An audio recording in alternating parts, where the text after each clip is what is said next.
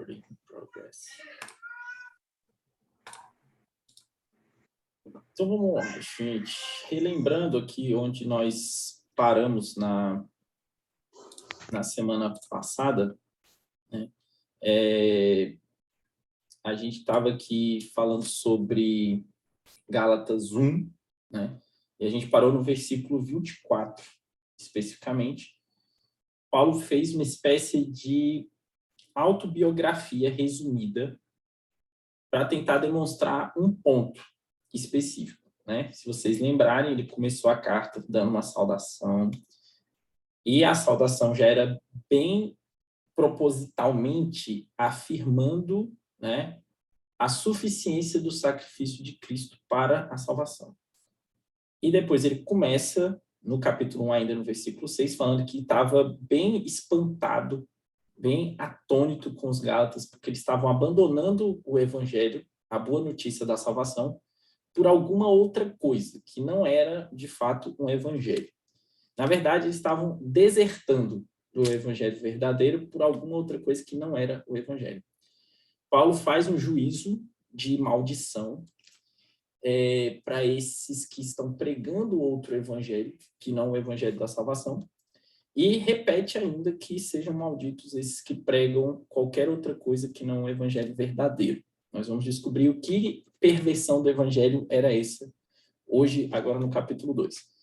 E depois ele começa uma defesa do seu próprio apostolado, onde ele começa assim: por acaso, eu procuro agora agradar os homens ou eu quero agradar a Deus? Porque se eu ainda tivesse agradando os homens, eu não seria servo de Cristo. Então, provavelmente tinha alguma alegação de que, de alguma forma, o evangelho de Paulo era um evangelho para agradar homens. Possivelmente porque talvez ele estivesse facilitando as coisas, né? A mensagem de Paulo tirava a salvação da mão dos homens, da mão de Deus, e colocava parte da salvação. Aliás, desculpa, a pregação de Paulo tirava parte da salvação da mão dos homens e colocava a salvação completamente nas mãos de Deus. Isso tornava a salvação muito fácil na perspectiva dos opositores de Paulo. Então ele estava sendo acusado, talvez, de facilitar demais as coisas, de querer agradar os homens. Por isso Paulo se defende dessa alegação. E a primeira forma de defesa dele é falando que o evangelho dele não é proveniente de seres humanos, mas que ele recebeu isso por revelação direta de Jesus Cristo. E para provar esse argumento de que ele recebeu o evangelho dele diretamente de Jesus, ele vai contar um pouco da história dele, dizendo: olha, eu persegui a igreja de Cristo de forma violenta e tentava destruir a igreja. Eu era extremamente zeloso, e isso significa que ele estava disposto até a matar por aquilo que ele acreditava, pelas tradições dos meus pais. Essas tradições dos meus pais, eu acho que eu não expliquei direito, talvez, da outra vez, mas muitas vezes nos evangelhos, Jesus se refere a essas tradições dos meus pais, a qual Paulo está fazendo referência aqui também, como a tradição dos anciãos. Era também conhecido como a Mishnah judaica. Era a tradição oral das leis do Antigo Testamento. Então, olha o que acontece. Os rabinos, principalmente fariseus, eles tinham a lei do Antigo Testamento, a Torá, e eles tinham uma série de interpretações a respeito dessa lei, que era transmitida de forma oral. Essa tradição oral era chamada de tradição dos anciãos. É essa que Paulo está falando aí. Essa tradição dos anciãos, muitas vezes, era tida pelos fariseus como tendo o mesmo peso de canonicidade, o mesmo peso que as escrituras do Antigo Testamento. E eles atribuíam essas tradições orais, às vezes, com maior peso até que a própria Torá, que é a própria lei mosaica. E Jesus condena os fariseus por isso, porque eles acrescentavam coisas que Deus não tinha mandado nas interpretações deles. E Paulo está falando: eu era extremamente zeloso dessa tradição. Eu estava disposto a matar por isso. Mas ele continua: quando Deus me separou muito antes de eu nascer, ou seja, Paulo foi predestinado pela graça de Deus para receber uma revelação do evangelho. E a partir de então ele começou a pregar esse evangelho. Então Paulo está dizendo o seguinte: olha, eu fui convertido e recebi esse evangelho divinamente. E a prova disso é que eu matava as pessoas. Eu estava disposto a matar crente. Eu não era amigo de crente. Eu não era um entusiasta do cristianismo e agora estou pregando para vocês. Eu matava os cristãos e agora estou pregando. Se isso não é uma obra de Deus, eu não sei de quem é. Esse é o argumento, né? E depois que ele foi convertido, então, ele diz que não foi a Jerusalém consultar ninguém, mas ele foi para as regiões da Arábia, e depois de 3 anos é que ele foi para Jerusalém. E quando ele foi para Jerusalém, nessa ocasião, ele se encontrou com Tiago, o irmão do Senhor, e com Pedro. Ele foi para se encontrar com Pedro e acabou encontrando também Tiago, e não encontrou mais ninguém lá, né? E a gente viu que esse Tiago é, de fato, irmão de Jesus. Não há razões nenhuma para acreditar que ele não seja irmão biológico de Jesus, da parte de mãe, porque Tiago e, aliás, José e Maria tiveram outros filhos depois que Jesus nasceu. E ele continua: afirmo diante de vocês que eu não estou mentindo, afirmo diante de Deus que eu não estou mentindo. Então, conjura a Deus, ele invoca a Deus como testemunha de que o que ele está falando é verdade. E que as próprias igrejas testemunharam isso, de que aquele que antes perseguia a igreja, agora tentava, de alguma forma, agora estava pregando a fé que antes ele queria destruir. Tá? Para a gente fazer só um panorama histórico breve, eu não vou me deter nisso daqui, tá? Isso daqui está mais naquelas aulas só de Paulo, que tem lá também os vídeos, depois se vocês quiserem ver. Mas fazendo um testemunho rapidão sobre o que aconteceu com Paulo depois da sua conversão.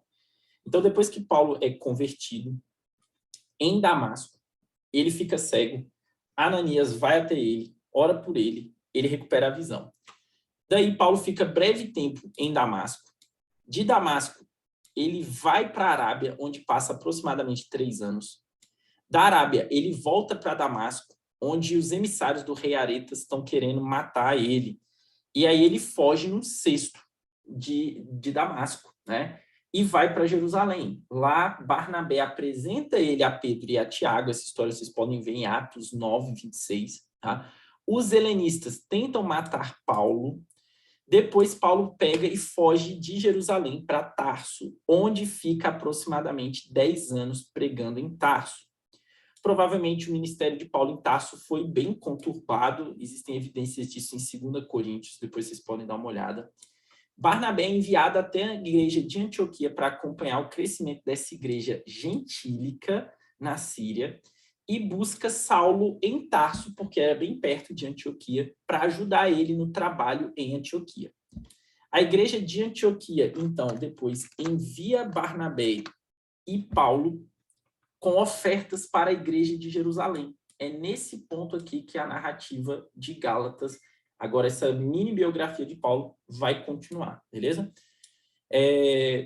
Então vamos lá, vamos voltar lá para Gálatas. O texto está aqui, se vocês puderem pegar aí.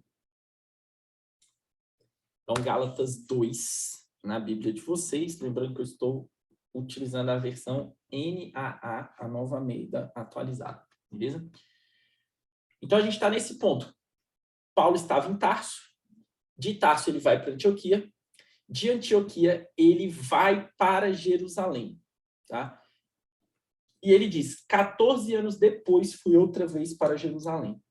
14 anos depois do quê? Depois da conversão dele.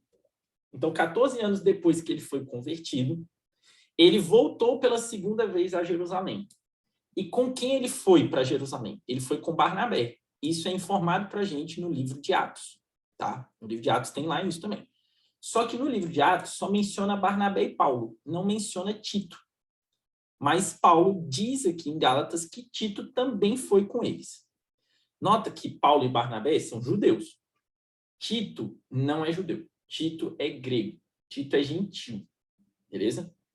E ele diz mais. Ele diz: fui em obediência a uma revelação.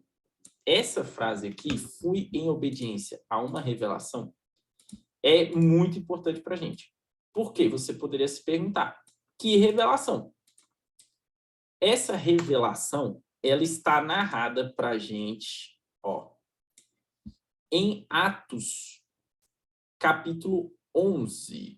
Então, se vocês puderem lá em Atos 11, abram lá a Bíblia de vocês aí, em Atos, capítulo 11.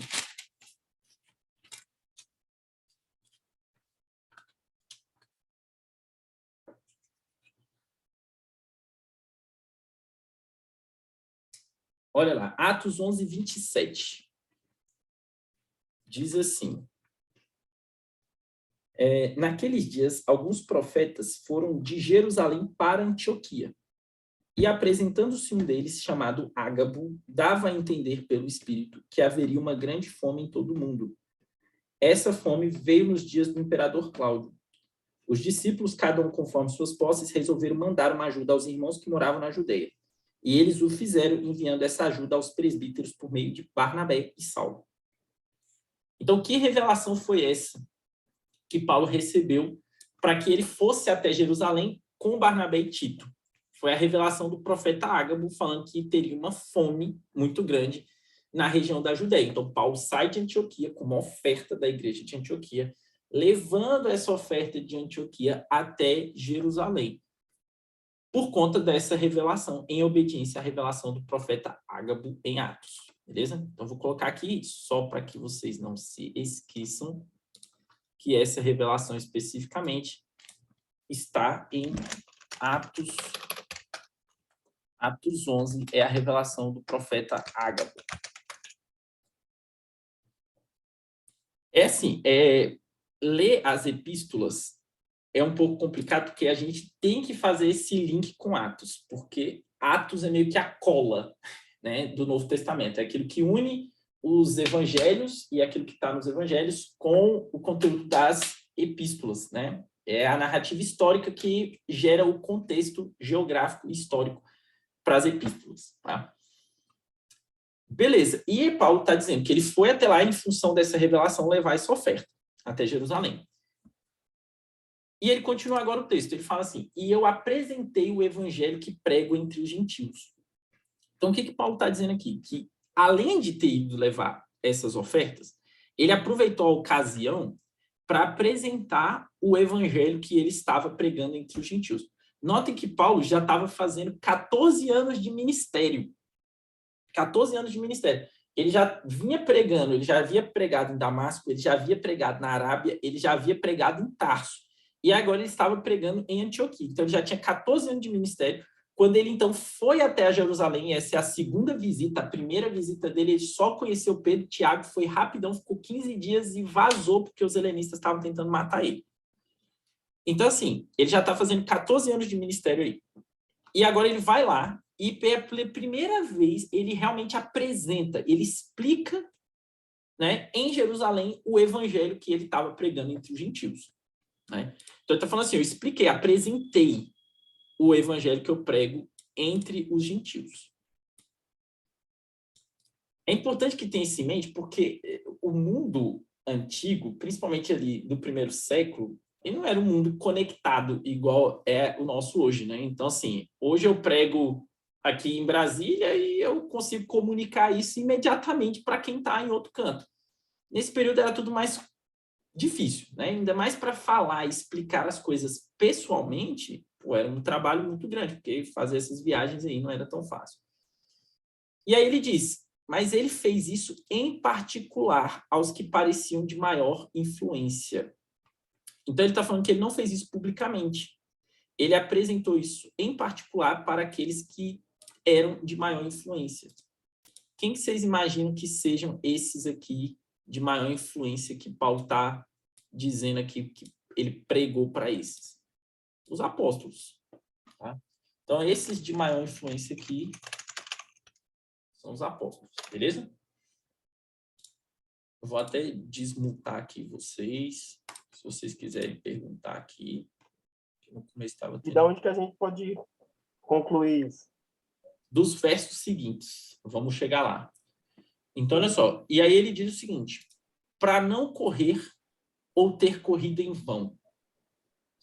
Putz, essa parte aqui é complicada para a gente entender, mas eu vou dar o meu melhor aqui para vocês não perderem essa parte. Mas quando ele se pronuncia aos Gálatas, né? Quando ele fala assim, em particular aos que pareciam mais influentes.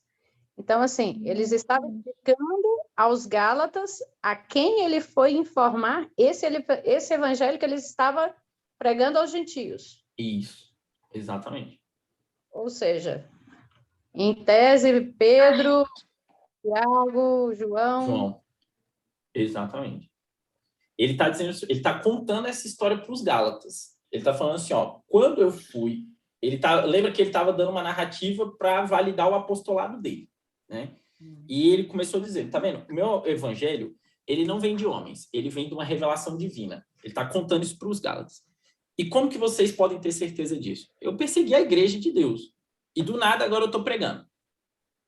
Aí ele fala assim, para provar que eu não recebi esse evangelho dos outros apóstolos que vieram antes de mim, eu fui em Jerusalém uma vez, 3 anos depois de ter sido convertido. E naquela ocasião, eu fiquei só 15 dias lá e só conversei com o Pedro. E depois fui-me embora. Eu só voltei para Jerusalém 14 anos depois.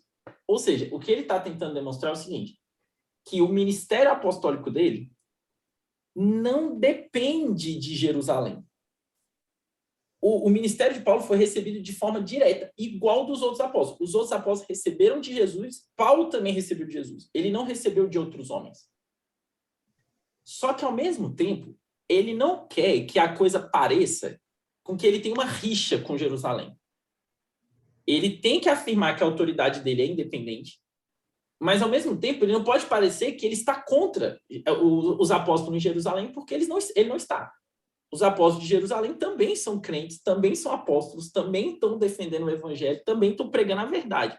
Então, eles não são contrários, mas eles são independentes. Eles são independentes quanto à origem, mas quanto ao propósito, eles não poderiam estar mais unidos. Então, o que Paulo está falando? Pode falar. Em tese, o que seria esse evangelho? Porque ele fala assim, apresentei o evangelho que prego entre os gentios. Então, por enquanto, ele está dizendo o seguinte, ele está fazendo uma defesa contra os opositores dele na Galácia. Os opositores dele estavam falando assim, que o evangelho de Paulo era diferente do evangelho dos apóstolos.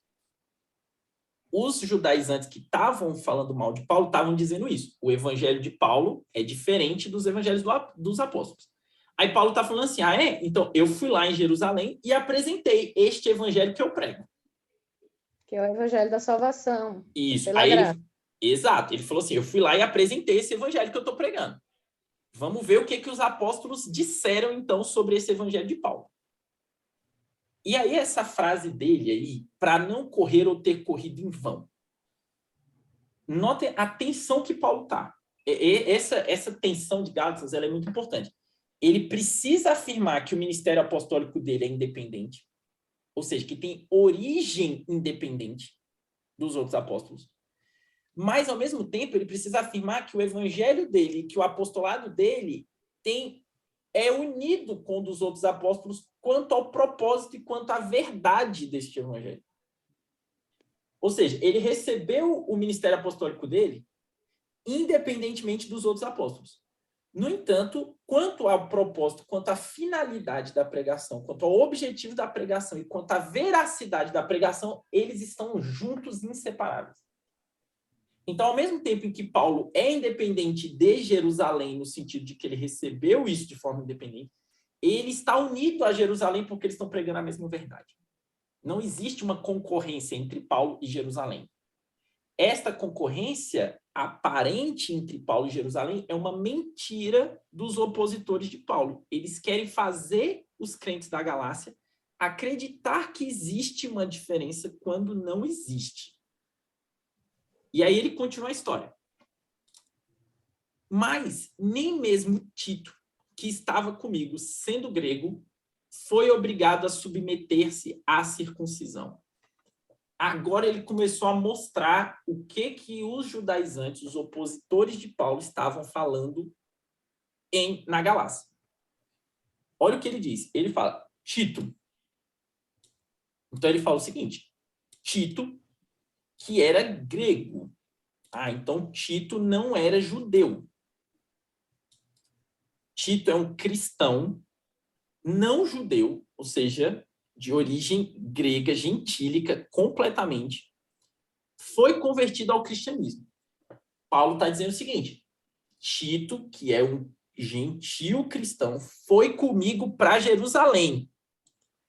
conheceu os apóstolos comigo.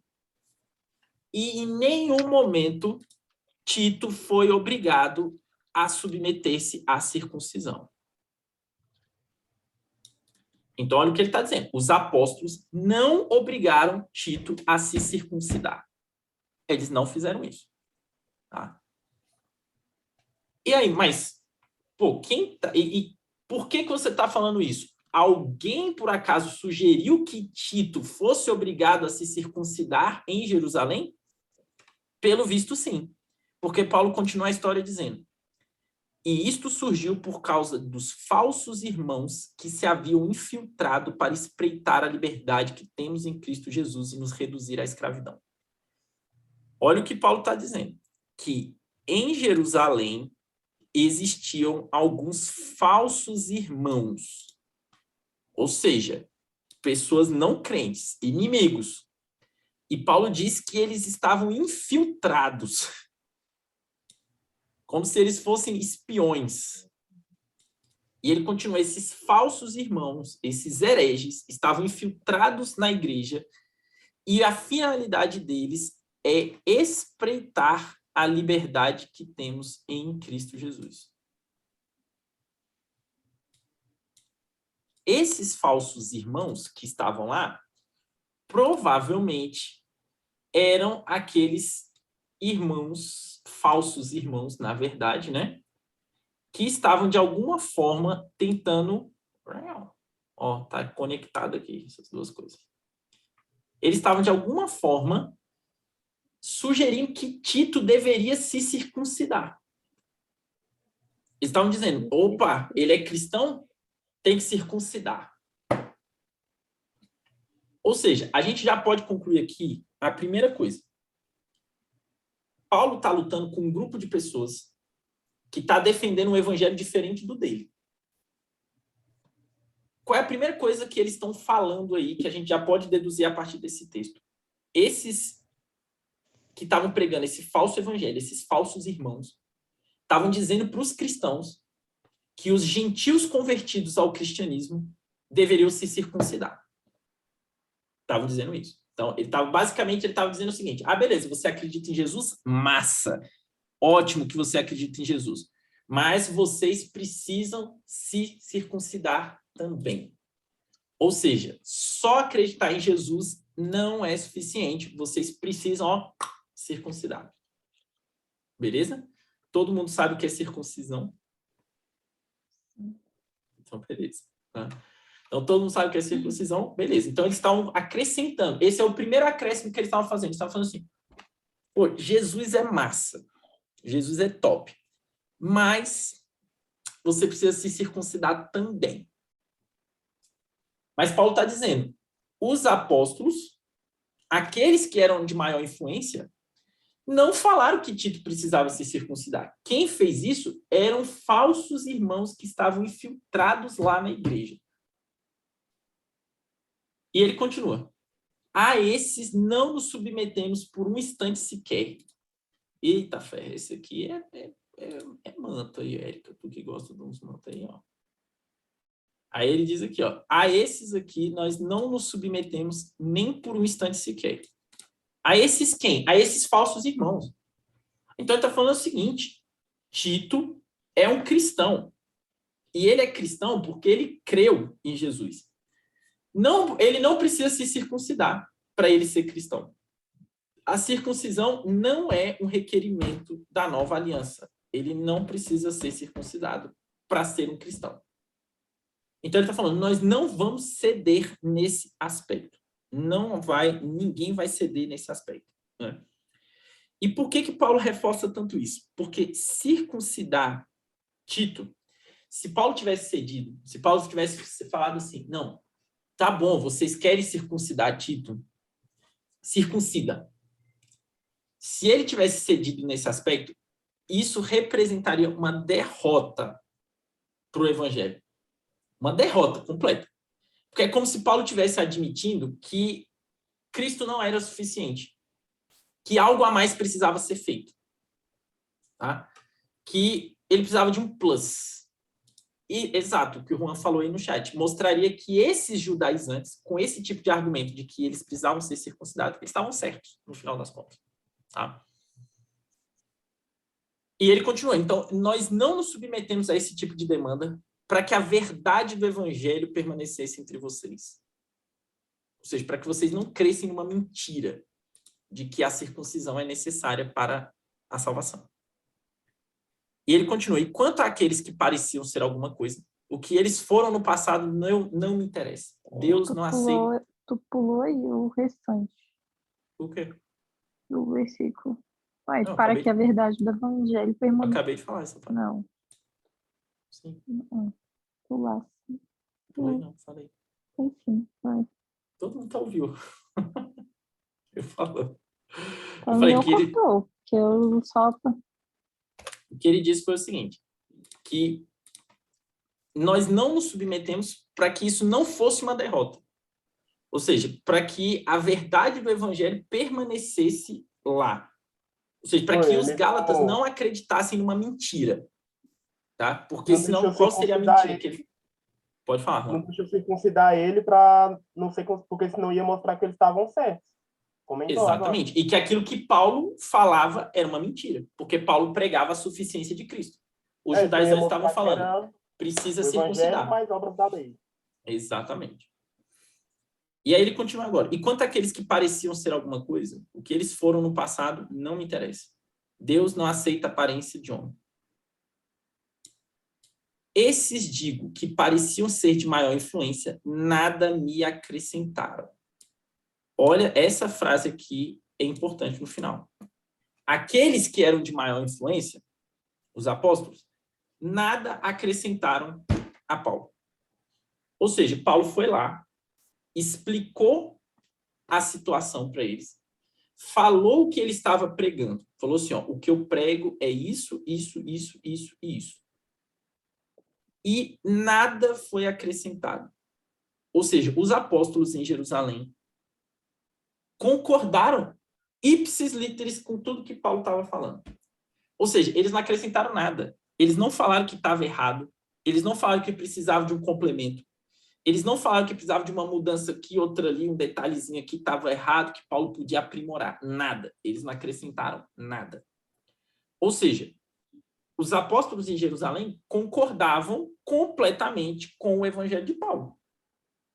Os apóstolos também achavam que a salvação dependia apenas da fé e que não dependia de circuncisão. E aí ele continua. Pelo contrário, ou só, além de não terem acrescentado nada, quando viram que me havia sido confiado o evangelho da incircuncisão, opa, o que ele está dizendo aqui? Não é que existe, eu continuando aqui, assim como a Pedro foi confiado o evangelho da circuncisão. Cuidado. O que ele está dizendo aqui, pode falar. Nós poderíamos voltar aí um pouco no versículo anterior, dizendo assim, ó, Deus não aceita a aparência do homem. O que Paulo quis dizer com isso aí? Basicamente, o que ele está falando é o seguinte. Ele dizia o seguinte. Quanto àqueles que pareciam ser alguma coisa, o que eles foram no passado não me interessa. Provavelmente, ele está se referindo a esses falsos irmãos. Então, olha só. Aqueles que pareciam ser alguma coisa. Muito possivelmente, mas isso já é uma teoria da minha própria cabeça, inclusive. Eu não li isso em lugar nenhum. O que Paulo está querendo dizer aqui? Aqueles que pareciam ser alguma coisa são justamente esses falsos irmãos. Provavelmente, esses judaizantes que estavam afirmando a circuncisão, não tem que circuncidar, a probabilidade maior é que eles eram alguns fariseus que haviam sido convertidos ao cristianismo. Esses fariseus eram muito zelosos da lei do Antigo Testamento. Uma vez que eles acreditam que Jesus é o Messias, muitos deles tentaram impor aos novos convertidos a circuncisão. Falando assim, beleza, você quer ser crente? Você quer acreditar no Messias do judeu? Então você vai circuncidar igualzinho o judeu. E por que Paulo acrescenta? O que eles foram no passado não me interessa. Paulo provavelmente está falando o seguinte, olha, esses aí, que são falsos irmãos e que estão pregando a circuncisão, provavelmente, antigamente, eles tinham alguma proeminência. Eles eram alguém, talvez eles fossem rabinos, talvez eles fossem sacerdotes, talvez eles ensinassem nas sinagogas, talvez eles fossem líderes de algumas sinagogas que haviam se convertido ao cristianismo. Então, Paulo está dizendo o seguinte, o que eles eram no judaísmo, estou nem aí. A posição que eles ocupavam na religião judaica não me importa. Não me interessa. O que eles eram no passado, para mim, não faz diferença. Deus não aceita a aparência de homem. Ou seja, Deus não está preocupado com a posição que eles ocupavam antes. Deus não está preocupado se eles eram rabinos, se eles eram sacerdotes, se eles eram levitas, se eles eram mestres da sinagoga. Aí ele muda agora. Esses, ele começa a falar de outros, que pareciam ser de maior influência, nada me acrescentaram. Então ele está falando de dois grupos aqui. Ele começou falando dos apóstolos, e ele fala que os apóstolos não obrigaram Tito a se circuncidar. E essa discussão se levantou por causa de alguns falsos irmãos que tentaram fazer Tito se circuncidar. E Paulo está dizendo, eu não me importo com esses. Se eles foram alguém no passado, estou nem aí. Deus não se preocupa com isso. Quanto aos outros, os apóstolos, que eram de maior influência, eles não me acrescentaram nada. Ficou claro agora?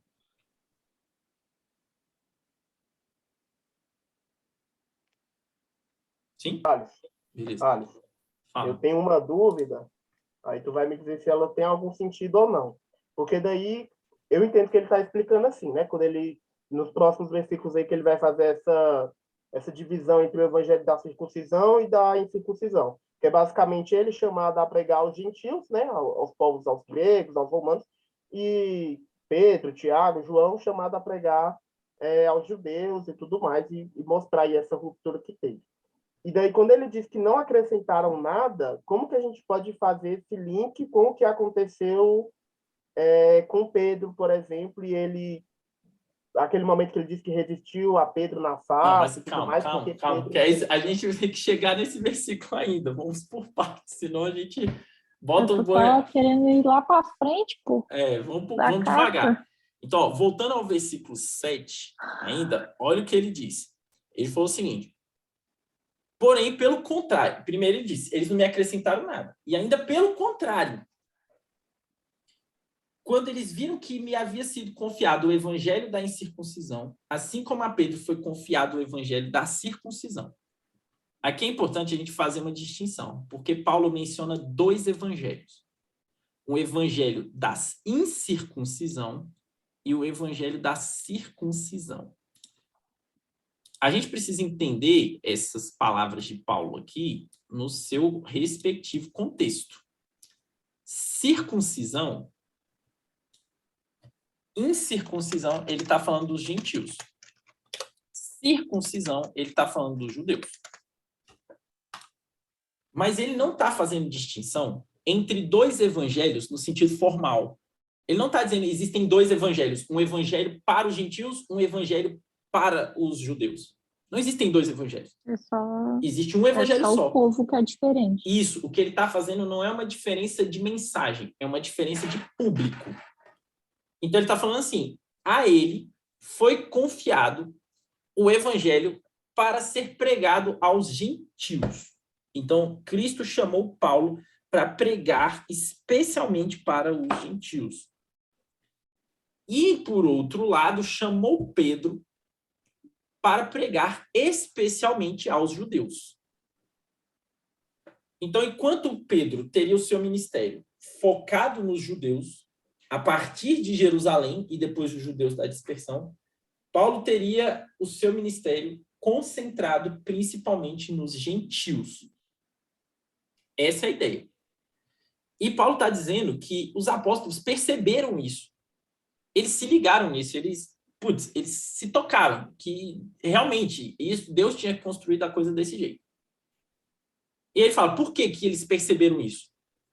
Pois aquele que operou eficazmente em Pedro para o apostolado da circuncisão também operou eficazmente em mim para com os gentios. Então, esse versículo é a explicação.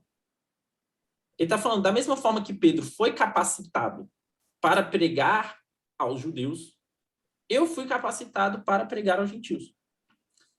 E quando reconheceram a graça que me foi dada, então olha o que ele diz, eles reconheceram que Deus me deu esta graça. Não é que os apóstolos concederam esta graça a Paulo. Não foi os apóstolos que falaram assim, Paulo, você está sendo enviado aos gentios, nós estamos te enviando aos gentios. Não, não foi isso. Deus fez isso e os apóstolos reconheceram isso. Eles simplesmente reconheceram a graça que foi dada a Paulo. Eles perceberam, não, é isso mesmo. E quem percebeu? Paulo diz claramente, Tiago, Cefas e João, que eram reputados colunas. Ou linha fica reta aí. Que eram reputados colunas. Quando Paulo está dizendo aqui que eram considerados colunas, coluna é aquilo que sustenta. Então, Paulo está dizendo, esses são os 3 líderes principais da igreja de Jerusalém. Tiago, Pedro e João. Tiago aqui é o irmão de Jesus e não o irmão de João. A essa altura, Tiago, irmão de João, já tinha morrido. Tá? Então, Tiago aqui é o irmão de Jesus. Então, Tiago, Pedro e João, que eram as colunas, ou seja, que eram as pessoas mais importantes da igreja de Jerusalém. Eles estenderam a mim e a Barnabé a mão direita da comunhão. Ponto. Fim da história. Como assim, fim da história? Paulo está dizendo categoricamente, ele falou, eles estenderam a mim a mão direita da comunhão. Ou seja, eles falam o seguinte, tá tudo certo, meu irmão. O que você está fazendo é isso mesmo. Continue. Não há nada que nós podemos acrescentar àquilo que você está pregando. Paulo está dizendo com essa história, ele está provando com essa história o seguinte, que o evangelho de Jerusalém, dos apóstolos, e o evangelho dele aos gentios não são 2 evangelhos separados. Eles estão pregando exatamente a mesma coisa. É a mesma mensagem. É o mesmo evangelho da salvação. E ele está comprovando isso com a história de Tito. Porque os apóstolos não obrigaram Tito a se circuncidar. E os próprios apóstolos reconheceram que aqueles que estavam infiltrados na igreja eram falsos irmãos. E ele continua agora no versículo 10. Aliás, ele continua aqui no versículo 9 ainda. Estenderam a mim e a Barnabé a mão direita da comunhão, a fim de que nós fôssemos para os gentios e eles fossem para a circuncisão. Então, ele conclui isso. Ele fala o seguinte, que houve um acordo entre eles. Houve um acordo. Eles chegaram na seguinte definição. Paulo, tudo bem, vá para os gentios, nós vamos para os judeus. Isso não quer dizer que, ao ir para uma cidade gentílica, como as cidades da Galácia, como Roma, como Antioquia, ou qualquer outra cidade, que Paulo era impedido, que Paulo não podia sequer abrir a boca para pregar para um judeu. Não é isso que eles estão dizendo. E que os apóstolos Paulo, Pedro, Tiago, João não podiam abrir a boca para pregar para um gentio. Não é isso que eles estão dizendo. Quando eles fazem essa delimitação e esse acordo de que você vai para os gentios ou você vai para os judeus, basicamente o que ele está informando é que o ministério de Paulo vai ser focado nos gentios. Ele vai dar prioridade à pregação aos gentios. E o outro vai dar prioridade à pregação aos judeus. Não é que é exclusivo, não tem uma exclusividade. Nunca Paulo vai poder abrir a boca para um judeu. Não. Tanto que em todos os lugares onde Paulo vai, a primeira coisa que ele faz é ir na sinagoga, pregar para os judeus. Então quer dizer que Paulo não vai concentrar o ministério dele em Jerusalém, onde a maioria é judeu. Não é esse o foco de Paulo. O foco de Paulo é espalhar o evangelho pelos gentios. Enquanto o foco de Pedro, Tiago e João era consolidar realmente o evangelho em Jerusalém e depois nos judeus da dispersão. Tá? Mas não é um exclusivismo, é uma ordem de prioridade apenas. Depois desse acordo selado, então, você vai para os gentios, nós vamos para os judeus. eles apenas fizeram uma única recomendação a Paulo. Uma única recomendação. Apenas uma única coisa, um único detalhe. Eles recomendaram que Paulo e Barnabé se lembrassem dos pobres. O que também me esforcei por fazer, né? Paulo diz. Então, a única coisa que eles falaram foi o seguinte: Paulo, lembre-se dos pobres, né? Por que esse detalhe específico aí, lembrar-se dos pobres, né? Existe uma interpretação que diz o seguinte, que os cristãos de Jerusalém eram, no primeiro século, chamados de os pobres de Deus. Então, quando Tiago, Pedro e João falam para Paulo, lembre-se dos pobres, basicamente ele está falando o seguinte: beleza, vá para os gentios, mas não se esqueça de nós aqui. No sentido assim, não se esqueça dos seus irmãos aqui em Jerusalém. E por isso, em situações futuras, Paulo está sempre mobilizando as igrejas gentílicas, as igrejas de Corinto, as igrejas de Éfeso, as igrejas de Filipos, as igrejas de Tessalônica, para que enviem ofertas para Jerusalém. Para aqueles crentes de Jerusalém que padecem necessidade. Ou seja, Pedro, Tiago e João falam assim: vá aos gentios, mas não se esqueça de ajudar sempre os irmãos cristãos de Jerusalém. E Paulo conclui: beleza, o que eu me esforcei por fazer. E ele vai fazer isso em vários momentos da vida dele, principalmente nos últimos momentos antes dele ser preso em Jerusalém. Ele está organizando uma mega oferta para ser levada para Jerusalém, né? E outras interpretações dizem que esses pobres só são pobres mesmo, que Paulo tinha que se lembrar dos pobres e ponto final. Ele não está falando especificamente daqueles irmãos que padeciam necessidade em Jerusalém, mas ele está falando dos pobres de uma maneira mais generalizada mesmo, tá? Então, seria isso, beleza? Até aqui foi? Ou tem dúvidas? Foi. Tudo certo, né? Tá bom. Na verdade, eu observo aí, e até um ensinamento para a gente, né? A gente não dá conta de fazer tudo sozinho, né?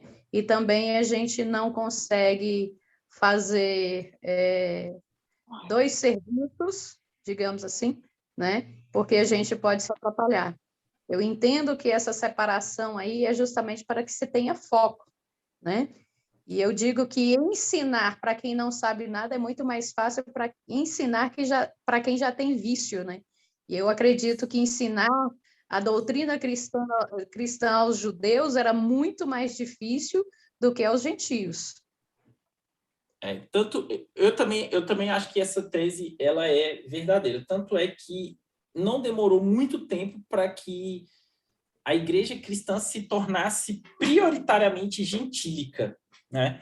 Então, a quantidade de gentios que foram se convertendo, ela foi se tornando um número tão absurdo que, ainda no primeiro século, graças ao trabalho e esforço de Paulo também, a igreja cristã se tornou prioritariamente gentílica. Ela tinha muito mais gentios do que judeus na igreja, né?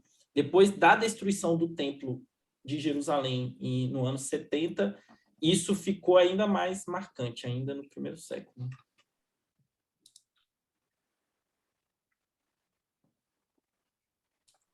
Juan perguntou: como homem de Deus ou a igreja pode saber esse chamado específico de ir para determinado lugar hoje? Não pode. Hoje você usa o bom senso para chegar nessa conclusão. Não tem como receber uma revelação direta. Até porque, assim, nesse caso aí, judeu e gentil, foi uma separação mais também de acordo, né? Paulo já sentia um chamado maior para a pregação aos gentios. E Pedro tinha a sua concentração ministerial mais em Jerusalém. Então, a única coisa que eles fizeram foi entrar num acordo em relação ao que já acontecia, né? O que já estava acontecendo. Então, nós temos duas opções agora. Ou a gente para aqui e continua o restante depois, ou a gente continua agora, se vocês quiserem.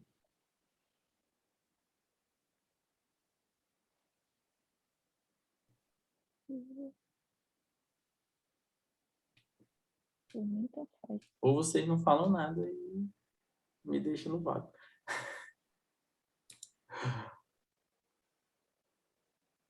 Bora, que eu quero chegar naquele que ele resistiu a Pedro. Bora, se nós fossemos ia ficar no forró, era 4 horas. Então tá bom, pode continuar? Dá um joinha aí na tela para eu saber se pode continuar. Você silenciou todo mundo? Não silenciei todo mundo, não. Cada um pode se desilenciar se quiser. Então, beleza. Então, não quero perguntar nada até aqui, tá fluindo tranquilo. Bora, então tá bom. Então, beleza. Ó, o que Paulo... Vou fazer o apanhado geral. Tudo isso faz parte de um único argumento. Paulo está tentando, ao mesmo tempo, provar que o apostolado dele é independente de Jerusalém, mas que o propósito e a verdade e o evangelho que ele prega é o mesmo de Jerusalém. Eles são independentes, então, em origem, mas não em propósito. O evangelho é o mesmo, tá? É isso que ele está tentando demonstrar para os crentes da Galácia. Então, ao mesmo tempo que os opositores de Paulo estavam atacando ele quanto ao seu apostolado, quanto à sua legitimidade de apóstolo, falando, você não é tão apóstolo quanto os lá de Jerusalém. Aqueles lá andaram com Jesus, você não. Aí ele está falando, Jesus apareceu para mim. Que é uma prova de que eu fui convertido milagrosamente por Jesus.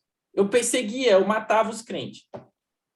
Aí está falando assim, mas o seu evangelho, então, é diferente do de Jerusalém. Ele, não é diferente, não. Eu fui lá em Jerusalém, levei Tito, ele não foi obrigado a se circuncidar, eu expliquei o evangelho que eu pregava para os apóstolos e eles não me acrescentaram nada, eles apenas apertaram a minha mão e disseram, bora, é nós, estamos junto, o que você está fazendo segue o mesmo princípio que a gente, beleza? Isso encerra uma parte do argumento dele, Então ele defendeu a legitimidade do apostolado dele e, ao mesmo tempo, defendeu que o evangelho dele e o evangelho de Jerusalém não são dois, mas um só. Beleza. Agora ele dá início a um outro argumento. E para esse próximo argumento, ele vai contar uma outra história.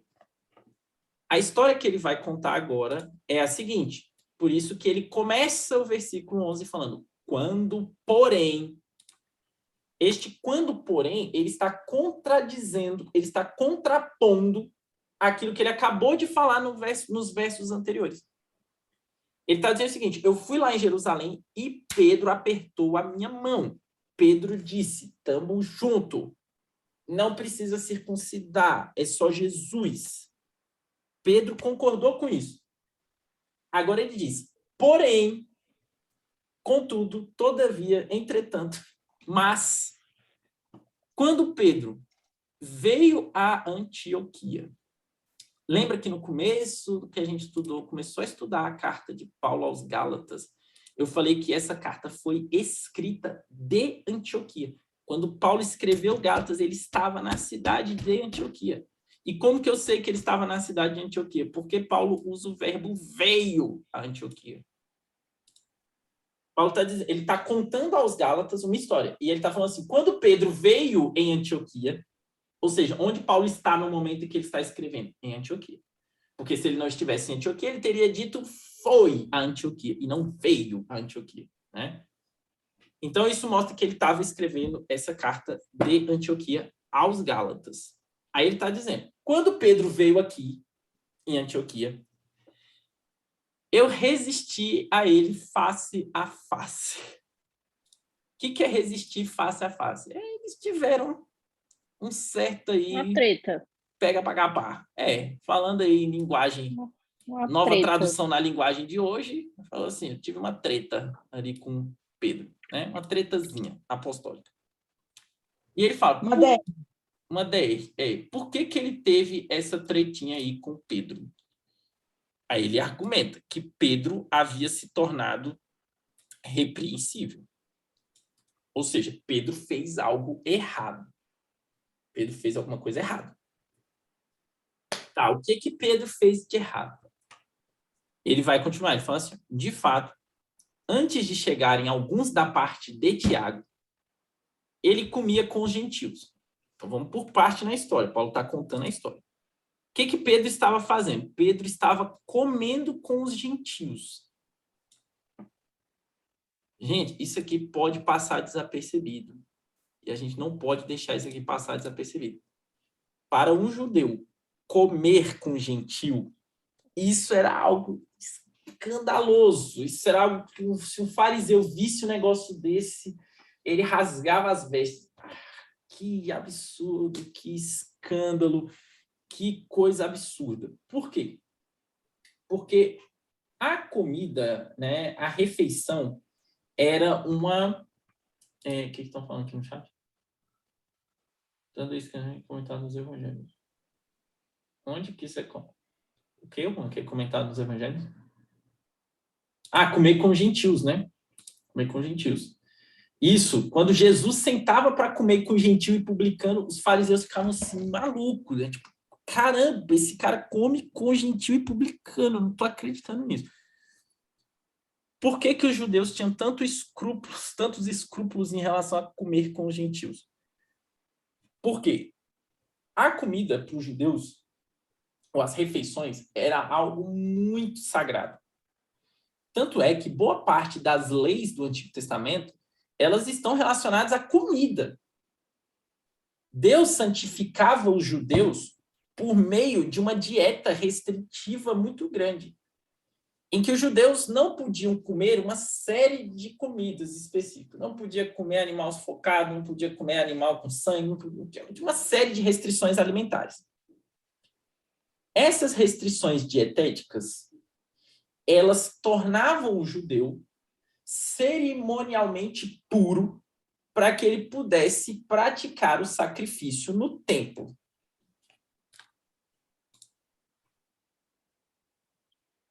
Isso. Então, elas tornavam o judeu cerimonialmente puro para que ele pudesse sacrificar no templo. A não observação das restrições dietéticas era tido como algo muito escandaloso, era tido como um desprezo aos mandamentos de Deus, como um desprezo às leis de Deus. Um gentio, alguém que não era judeu, por definição, ele já era cerimonialmente impuro. Um gentio sequer podia entrar no templo em Jerusalém. Para ser mais preciso, existia um pátio do templo chamado Pátio dos Gentios, a região mais periférica, a região mais afastada do santo lugar, ou do santíssimo lugar, onde ficava a Arca da Aliança, onde era derramado o sangue do animal no propiciatório, onde só o sumo sacerdote entrava uma vez por ano no dia da expiação.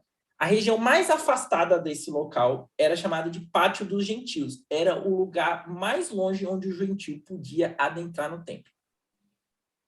Nas regiões do templo mais internas, existiam placas dizendo que se um gentio entrasse, ele ia ser condenado à morte. Isso era uma lei tão séria para os judeus, mas tão séria, que mesmo durante a colonização, mesmo durante o domínio romano, até mesmo o imperador romano Nero permitia que os judeus matassem por apedrejamento um gentio que adentrasse no templo. Então, isso era algo tão sério para eles que eles conseguiram, até diante de Roma, ter autorização para matar um gentio que violasse isso e entrasse no templo. Então, comer com gentio era algo muito escandaloso. É como se você estivesse falando assim, eu não me importo com essas coisas, eu me importo em trazer essas pessoas para Deus. E foi isso que Jesus fez. Jesus, ele se importava mais em trazer aqueles pecadores para Deus do que em restringir o contato dele com essas pessoas que eram cerimonialmente impuras, né? Mas nota o seguinte aqui, que é importante o detalhe. O Antigo Testamento em nenhum lugar proíbe comer com gentio. Não existe essa proibição na Torá. Não existe uma lei do Antigo Testamento que proíba você ter comunhão com gentio.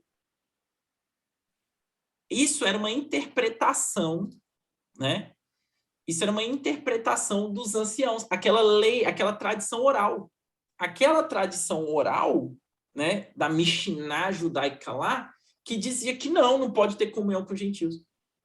Mas tanto é que isso não estava no Antigo Testamento que Jesus fez isso várias e várias e várias vezes. Por isso os fariseus ficavam, que escândalo, que absurdo, né? Então nota o seguinte, Pedro, ele já tinha se libertado disso. Pedro já aceitava. Pedro já tinha consciência de que Deus tinha chamado os gentios também. E que um gentio era tão crente quanto um judeu. Pedro já tinha aceitado isso. Nessa ocasião em que Pedro vai a Antioquia e come com os gentios, Pedro já tinha recebido a revelação de Deus direta para ir até a casa de Cornélio, que era um gentio, pregar o evangelho para ele, batizou a casa de Cornélio inteira. Jesus já tinha revelado para Pedro, Pedro, pega esse alimento, mata e come. Aquilo que eu chamei de puro, você não pode chamar de impuro. Então Pedro já tinha perdido esse escrúpulo. Pedro já não estava mais preocupado com isso. Ele estava em Antioquia, comendo com gentios, sem nenhuma vergonha. No entanto, quando, porém, chegaram, quem chegaram? Quem são esses que chegaram? Aqueles que ele mencionou antes. Alguns da parte de Tiago. Alguns da parte de Tiago. Quando esses da parte de Tiago chegaram, Pedro começou a afastar-se. E, por fim, separou-se, temendo os da circuncisão.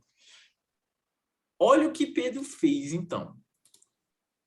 Pedro se separou com medo dos judeus. Quando ele fala os da circuncisão, são os judeus. Então, olha o que aconteceu. Pedro foi até Antioquia e estava lá de boa, naquelas, né, refeição de igreja, assim, comendo aquela coisa toda, metendo louco lá na feijoada, sei lá o que eles estavam comendo. Pedro estava lá metendo louco com a galera. Aí chegou o pessoal de Jerusalém. Pingou os judeuzinhos de Jerusalém lá. Quando chegou esse pessoal de Jerusalém, Pedro ficou meio ressabiado. E aí Pedro começou a se afastar. Começou a parar de comer com os gentios. De repente, ele parou de vez. Ele já não comia com os gentios. E Paulo está afirmando que ele fez isso por medo dos judeus. Ou seja, Pedro ficou meio assim, caramba, chegou os judeus ali, né? Pô, vou parar de comer com os gentios. Por quê? Porque ele não queria escandalizar os judeus. Ele não queria que os judeus que chegaram tivessem uma má impressão dele. Agora, é difícil. Parece que Pedro está sendo muito falso nessa circunstância. Não parece isso?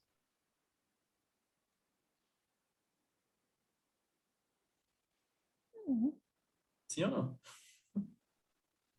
Sim, guerreiro. É tipo assim, sou aqui parceiro do Alisson. Aí chegou outro parceiro, não, nunca nem vi Alisson. Exatamente.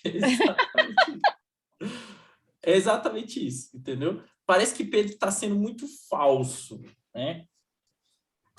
E sim, é isso mesmo. Ele está sendo muito falso. Essa é a realidade. Mas a gente tem que dar um desconto para Pedro. Por que a gente tem que dar um desconto para Pedro? Que eu vou fazer o papel aí de advogado do diabo. Por que a gente tem que dar um desconto para Pedro?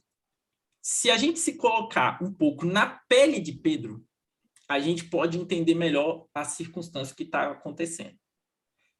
Nessa ocasião em que Pedro vai a Antioquia, a igreja de Jerusalém tinha passado por alguns perrengues. Quando o próprio Pedro, né, foi até a casa de Cornélio, isso gerou um certo burburinho em Jerusalém.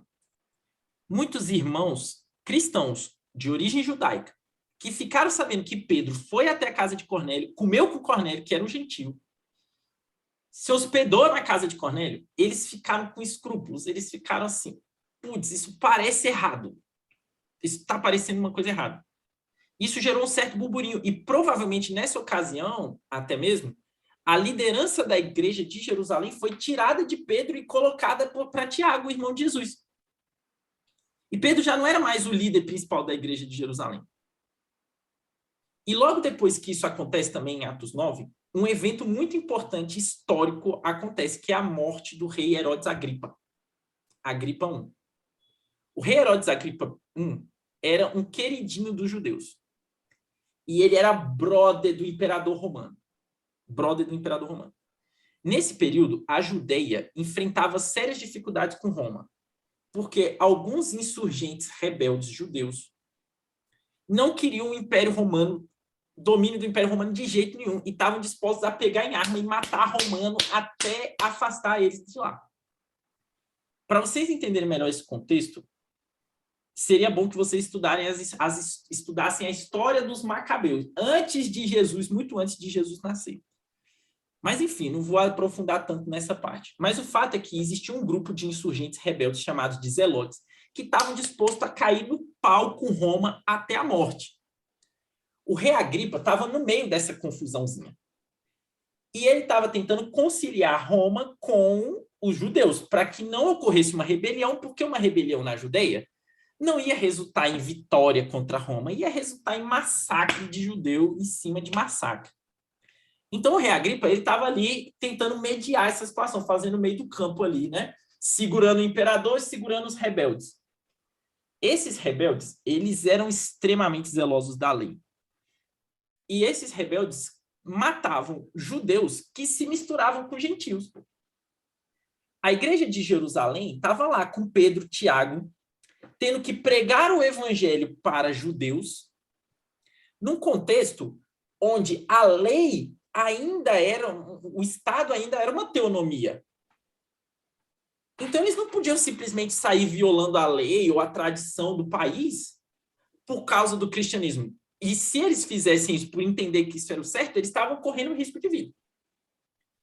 Então, a igreja de Jerusalém, ela ficava numa situação complicada, porque eles são judeus étnicos, de origem judaica, nação, mas, ao mesmo tempo, eles são cristãos.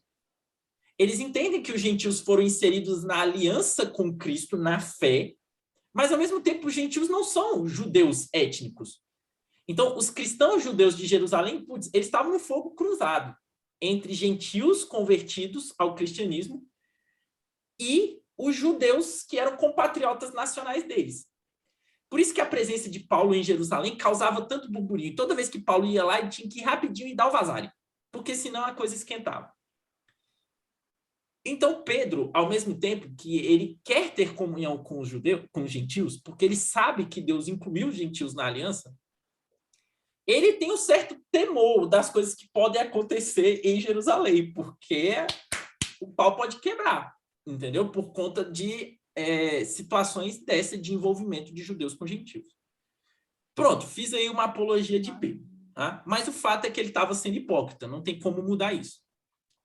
Porque o próprio Paulo conclui a situação e diz o seguinte: e até os demais judeus se fizeram hipócritas juntamente com ele. Então ele está dizendo o seguinte, e ele continua ao ponto do próprio Barnabé ter se deixado levar pela hipocrisia deles. Então olha o que Pedro fez, até o próprio Barnabé se deixou levar. É aquilo que o Juan comentou aí, se a gente for colocar em linguagem de hoje, né? Tipo assim, o Juan é meu amigo, aí ele tá aqui de boa, conversando comigo e tal. E aí chega o Wanderson, que não gosta de mim, mas é amigo do Juan. Aí, para agradar o Wanderson, o Juan para de conversar comigo e influencia até outras pessoas a pararem de conversar comigo. É isso, foi isso que Pedro fez. Pedro estava lá comendo de boa com gentios. Quando chegou os da igreja de Jerusalém, da parte de Tiago, ele parou e falou assim, e até influenciou outros judeus. Não, vamos parar de comer com gentios aqui, senão pode pegar mal pra gente. Cara, essa atitude era muito ruim, porque é como se eles estivessem tratando os gentios cristãos como uma espécie de subcategoria de crente. É como se falasse assim, beleza, vocês são cristãos, mas nem tanto assim, sabe? Vocês são uma espécie de categoria inferior aqui do cristianismo. Vocês são cristãos, mas vocês não são judeus. Então, beleza, pode ficar aí, pode se converter a Jesus, tudo bem, tá tudo certo, mas a gente não vai comer com vocês, não. A gente não vai ter tanta comunhão assim com vocês, não. Ou, pelo menos, quando estiver na frente dos judeus, eu vou evitar ter comunhão com vocês. E por que Paulo acha que isso é uma hipocrisia? Ué, porque antes dos judeus chegarem, ele estava lá comendo com gentios. Nota que Paulo não está acusando Pedro de heresia. Ele não está falando, Pedro era um herege. Ou Pedro estava defendendo os judaizantes. Tanto que essa história vem logo depois de Pedro ter apertado a mão dele e falar, é isso mesmo, continua, meu irmão. E aí ele conta essa história, dizendo o seguinte, tá vendo? Pedro concorda comigo. Pedro sabe que o que eu estou falando é verdade. O que Pedro está fazendo é agir de maneira falsa. Ele está, quando não tem nenhum judeu, ele vai lá e come com os gentios na boa. Quando o judeu chega, não, aí ele começa a ter escrúpulos, ele se afasta dos gentios.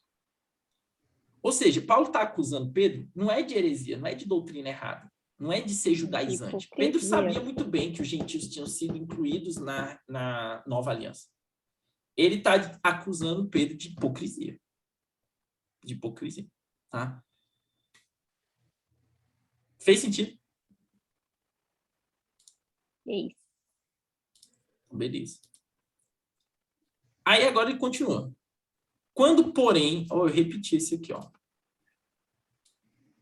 Ups.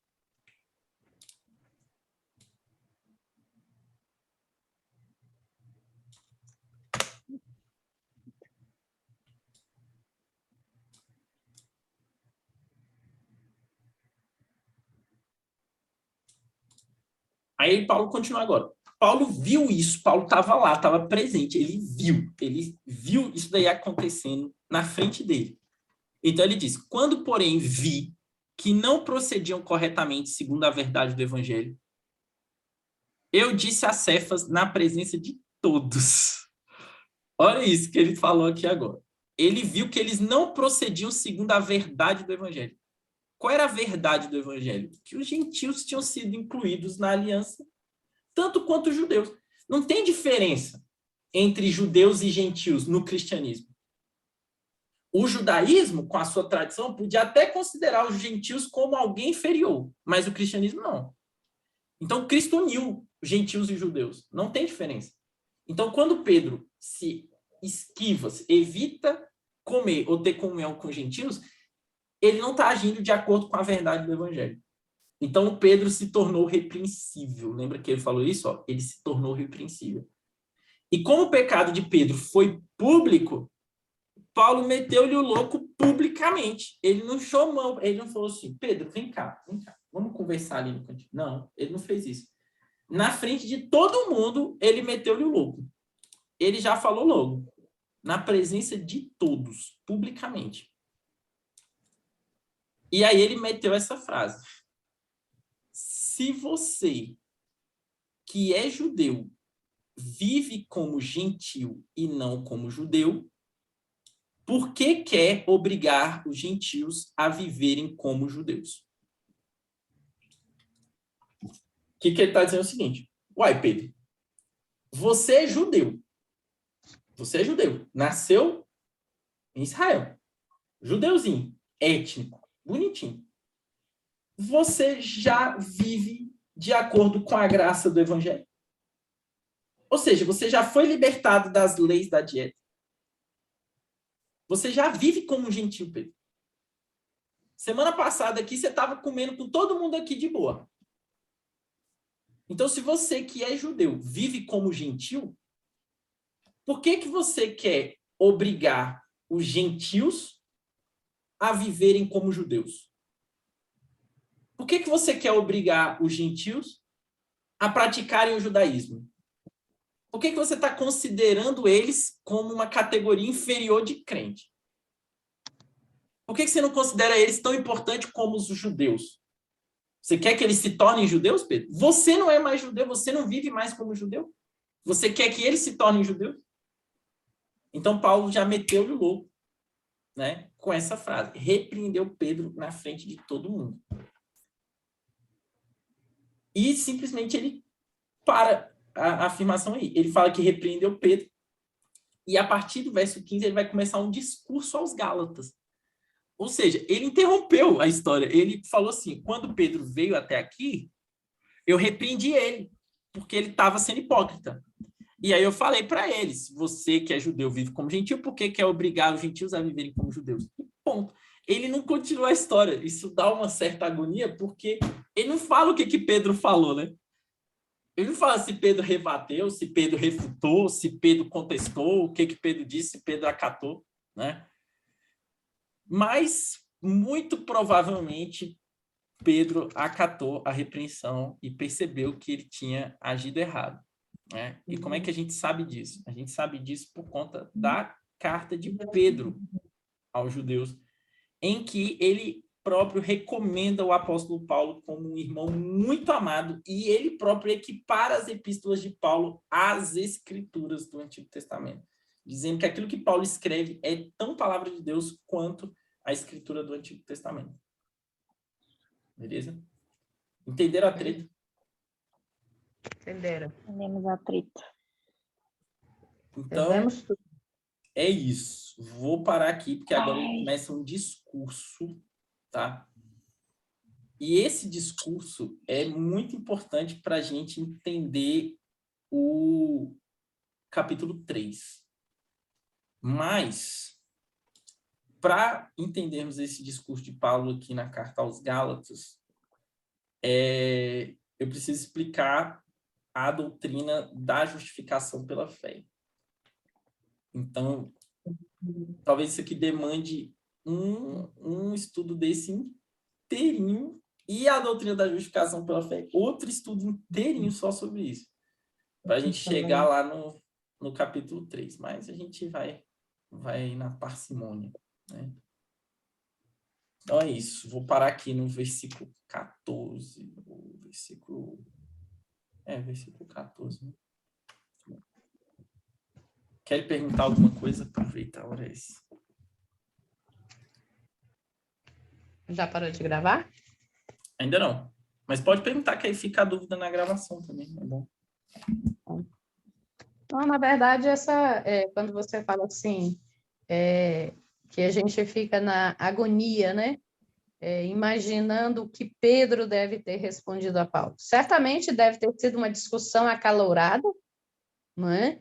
Porque pela postura de Paulo, pelo que ele escreve, né? Aqui nessa carta, ele mostra assim o quão enfático ele era, porque assim, quando ele era fariseu, ele era muito acirrado, né? Zeloso. E quando ele passou a ser cristão, não foi diferente. Então, eu consigo enxergar nessa postura de Paulo aí, ele muito a ferro e fogo. E Pedro era sanguíneo. Né? Então, assim, certamente ele repreendeu Pedro com muita autoridade, né? E Pedro não teve muito que questionar, porque ele viu que ele estava errado, né? Então, assim, bem interessante aqui essa colocação, e acredito que Pedro não teve muito o que responder, não, viu? Porque ele simplesmente deve ter reconhecido, assim como, né, bem falou a Érica aqui, se Pedro negou Jesus, por que ele não iria dar essa fugidinha aí para tentar ser o gente boa aí no meio dos judeus, para tentar apaziguar a situação aí, para evitar um enfrentamento com os judeus. Mas Pedro também não levava desaforo para casa, não, viu? Pedro também não botou barato assim, não. Meteu louco também. Eu imagino assim, Pedro também era Quando bem... deu mole, levou uma espadada na orelha. Grande bom livramento para Paulo não perder o pescoço. Até porque a forma com que se vivia já o evangelho, como você falou, se Pedro já tinha comido, né, por ordem do próprio Senhor, ele já tinha comido todo tipo de carne, não haveria por que aqui nesse momento ele querer fazer de conta que não estava vivendo isso. Exatamente. A Vera, alguém escreveu no chat, falou assim, aquela acepção de pessoas, né? Ou aquela velha ideia assim de agradar os homens, né? Vamos fazer aqui a política da boa vizinhança aqui, não vamos magoar aquele meu amigo ali e tal, quando na verdade assim era pura falsidade, né? No fim das contas. Uma coisa interessante sobre isso é que assim, apesar da gente considerar os escritos apostólicos da Bíblia como canônicos e palavra de Deus infalível, Isso não quer dizer que os próprios apóstolos deixaram de ser pecadores porque se tornaram apóstolos. Eles continuaram homens sujeitos a pecados, né, tanto quanto os outros seres humanos. E aí é um exemplo clássico de um apóstolo repreendendo outro apóstolo. E uma outra coisa que a gente pode tirar daí também é que pecados públicos devem ser repreendidos publicamente. Isso Tiago continuou frequentando o templo. E Pedro também, né? Então, assim, mas isso é assunto para exposição em Atos. Então, assim, o que acontece? Pedro cometeu um pecado publicamente e Paulo não chamou ele de canto, né? Para repreender ele particularmente. Repreendeu ele publicamente mesmo, né? Pecados particulares são repreendidos em particular, pecados públicos são repreendidos em público, para que a pessoa sinta também a vergonha daquilo que ela está fazendo, né? Se ela é corajosa para pecar publicamente, ela tem que ser corajosa para receber a repreensão também publicamente. Tá certo. Isso aí, varão. Deus puro e na terra. É uma passagem difícil, né? Essa de Gálatas, né? Passagem difícil. E nota que isso tudo faz parte de um único argumento de Paulo. Lembra? Defender que o apostolado dele é independente, mas ao mesmo tempo eles estão unidos em verdade. Eles estão unidos em propósito, né? E não teria por que ele contar essa história que ele repreendeu Pedro se Pedro não tivesse acatado. Então eu li até no comentário, eles falam o seguinte, que Paulo não continua a história porque possivelmente os Gálatas soubessem do restante da história, de que Pedro realmente acatou a repreensão de Paulo. E justamente por isso, porque se Pedro não tivesse acatado a repreensão, não teria por que ele ter contado a história, porque a história iria contradizer o argumento dele, de que Pedro realmente estava defendendo uma coisa diferente dele. Mas o que ele contou a história justamente para mostrar que Pedro concordou que agiu de forma falsa, que agiu de forma hipócrita. E por isso que ele coloca a história, para mostrar assim, que Pedro defendia a mesma coisa que ele. E quando Pedro agiu mal, Pedro disse, não, realmente, eu agi mal, não estava certo quando eu fiz aquilo. Porque a verdade do evangelho é uma só, de que os gentios foram incluídos também na aliança com os judeus. Tá? Maravilha. Então é isso. Vou parar aqui a